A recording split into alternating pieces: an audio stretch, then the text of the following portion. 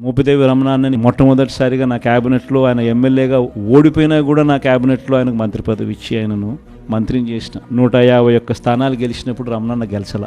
ఓడిపోయిన 24 స్థానాలలో రమణన్న స్థానం. అయినా నేను రమణన్నను మర్చిపోలే. దాని తర్వాత మళ్ళీ ఎమ్మెల్సీని మనం రద్దు చేయాలా అని చెప్పి మనం అనుకున్నప్పుడు వీళ్ళ పదవులు పోతాయేమో అని చెప్పి రాజ్యసభకు కూడా పంపించేదానికి కూడా ఎక్కడ వెనకడుగు వేయాలి. ఆ మాట చెప్తే నేను ఇప్పుడే రాజ్యసభకి ఇప్పుడే పంపించన్నాడు. ఆయన ఎప్పుడు అడిగితే అప్పుడే రాజ్యసభకు కూడా పంపించిన. మొట్టమొదటిసారిగా ఒక మత్స్యకారిని రాజ్యసభకు పంపించిన పాలన కూడా ఎప్పుడైనా జరిగింది అని అంటే అది మన వైఎస్ఆర్సీపీ పాలనలోనే.